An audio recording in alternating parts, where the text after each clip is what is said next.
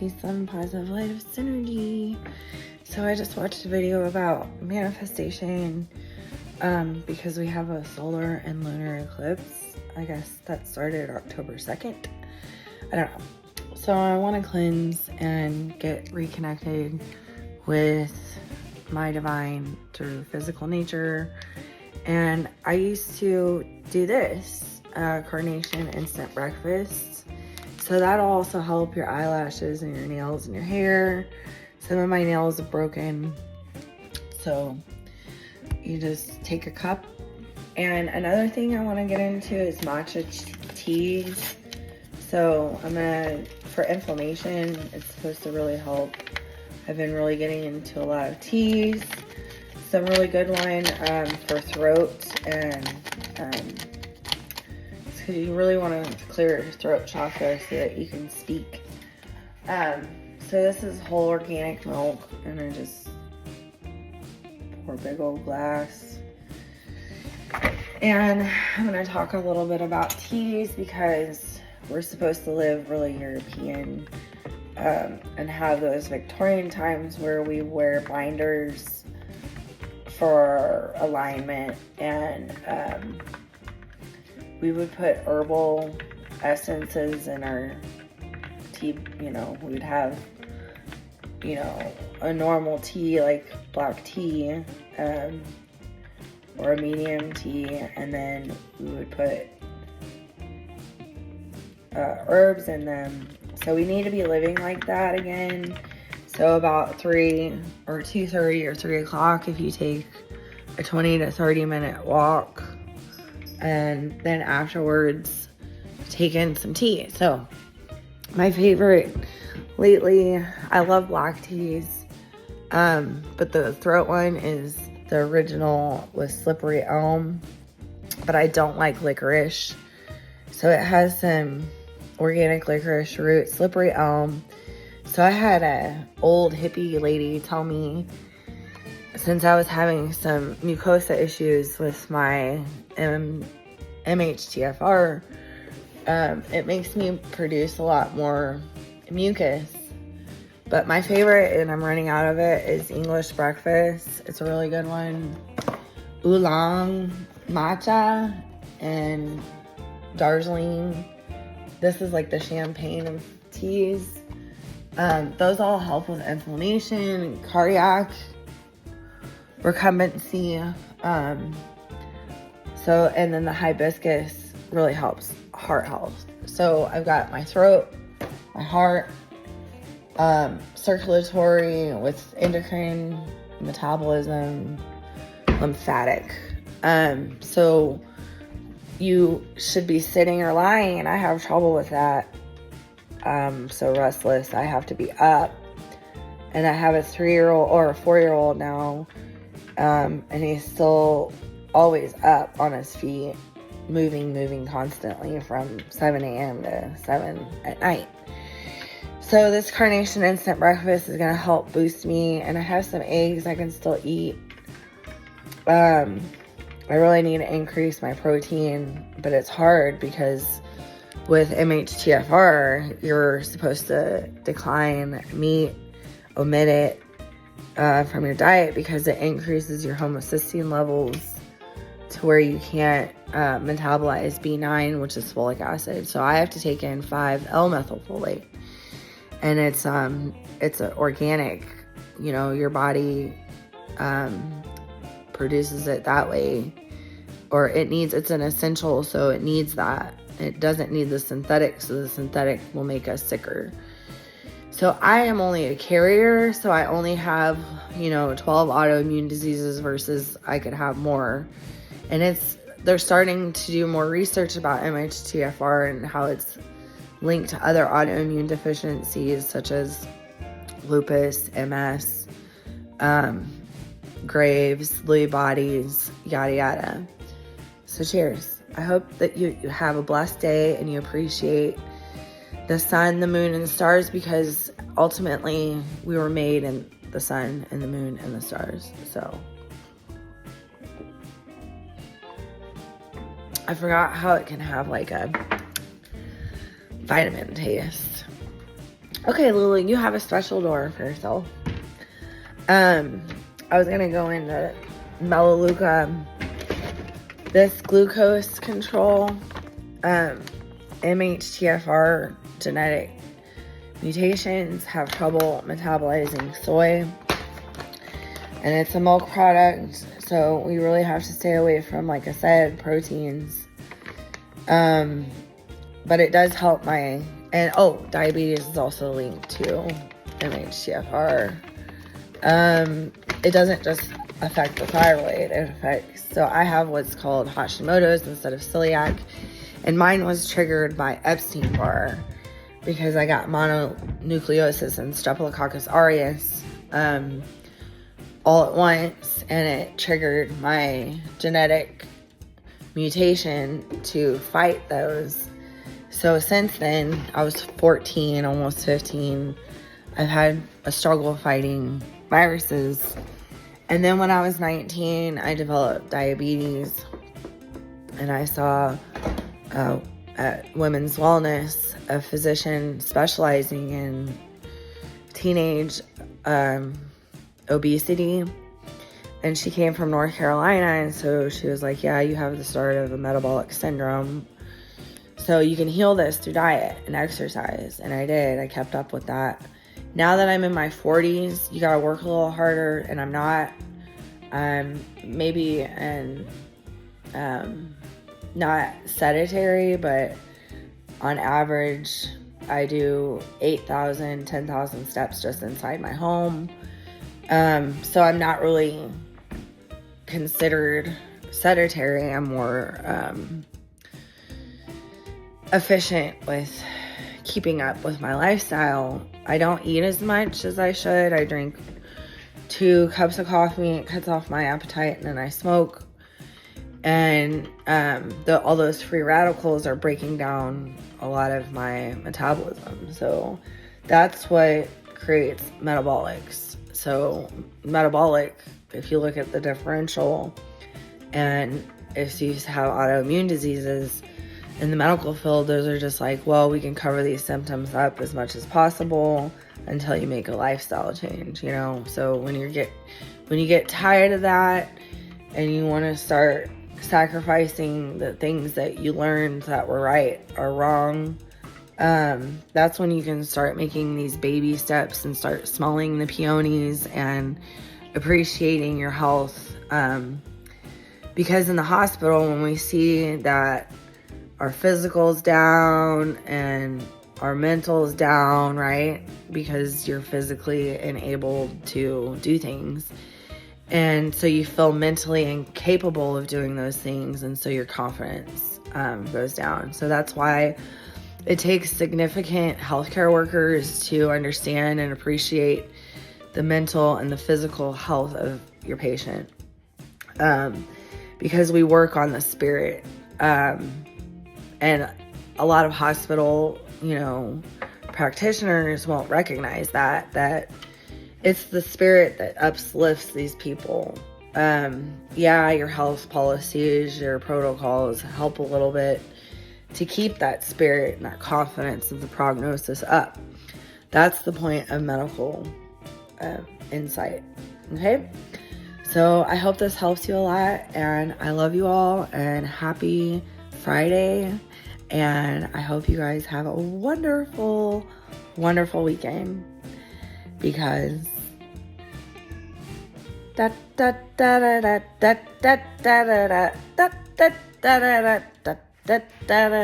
Halloween, Halloween, Halloween, Halloween. That's Christopher's favorite, but he likes to pass out candy. He doesn't like to go out in the dark.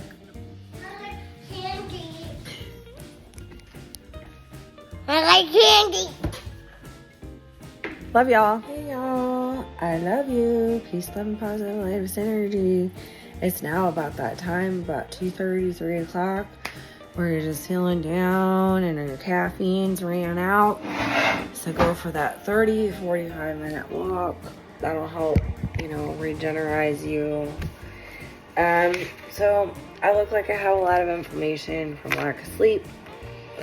And I apologize, my computer leaning up against it, because I like to do these talks especially the medical ones on my computer. I just feel like the resolution looks better.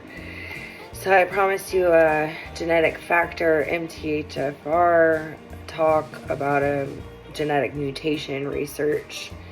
I've been researching this since 2015 when I was first diagnosed. I was married and I was trying to have kiddos, and we were praying about it. We were big into the church.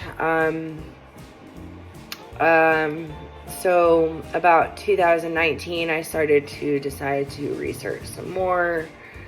I found that dieting and exercise worked the best for me, and metabolizing my system through water regeneration. That could be another topic about metabolism, but this talk is about rejuvenating the MTHFR genetic mutation. I did mainly a lot of my research online, and there are talks that I'd like to go to. But this is by Dr. Axe. A 2018 article explains pre-existent. Oh, this is my next talk. So MTHFR, according to the gene, the genetic factor, and this is coming from the Home Reference Library of genetics. So MTHFR is a gene that provides the body with instructions for making a certain enzyme called methyl tetrahydrofolate. So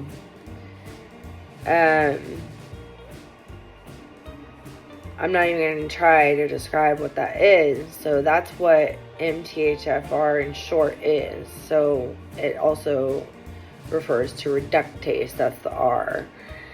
So it's methyl and tetrahydrofolate reductase. In fact, MTHFR is the shortened name for this enzyme. So it's an enzyme, and it's attached, on the chromatid of your genes. I'll get to that. So there are two main MTHFR mutations that researchers have focused on, and most often these mutations are often called polymorphisms. Okay? So in epidemiology, when you're talking about mutations, this is a polymorphism. Okay? And it affects genes referred to as MTHFR in this genetic genome is C677T, and it also affects MTHFR A1298C. Mutations can occur on different locations of these genes and be inherited through only one or both parents. For example, heterozygous versus homozygous. So heterozygous means you're a carrier. Homozygous means you're more likely to pass it on. Okay? That is, you're heterozygous for one or two. Homozygous means most likely it's one or the other, but they're finding that you can be homozygous for both as well in my further research. Having one mutated allele, okay, on the genome of the chromatid that you transferred from one parent to the next, okay, say your Punnett squares, in biology. This allele is associated with an increased risk of certain health problems, but having two increases the risk much more. So mine was, I kept having miscarriages at like 8 weeks, okay? So I also had some cardiovascular issues, some diabetes, if you refer to some other videos. So this allele is associated with high-risk pregnancies, preeclampsia, diabetes, a lot of neurological issues, yada, yada, yada, yada, yada. We can go on. But having two increases the risk much more, okay? This is what this Dr. Axe is saying. An MTHFR gene mutation can change the way some people metabolize and convert important nutrients from their diets into active vitamins, minerals, and proteins. Genetic mutations can also alter neurotransmitter and hormone levels. In some cases, not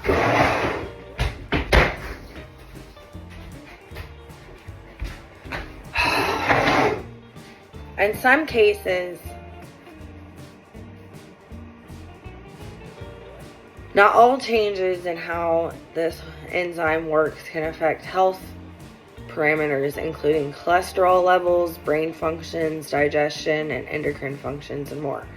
So, not only is it effective towards people with homozygous that have more risk for metabolic issues and, endocrine and lymphatic,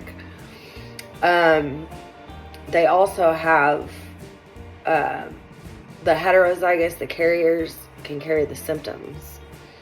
So those deficiencies that are metabolically not obtained through foods can make you appear like I do, inflamed. I stopped drinking, and because it was giving me rashes and skin discoloration and that butterfly rash, and I found out I'm allergic to liquor. I'm allergic to a lot of alcohol, so I have to have top shelf if I do drink, and I really can't drink that much. I can feel like, I guess, my gallbladder and liver area. I have liver enzyme issues anyway, so you got to take a lot of this chronic illness to consideration, and we don't. So that's my first card on that. Sorry about the interruption. My kid's supposed to be in school. I haven't been able to fix my hair up and look professional. How to rejuvenate the genetic MTHFR. Natural remedies are finding to be the more effective way. So change of lifestyle, like taking out free radicals, such as I said, smoking, caffeine, that'll help your metabolic issues. So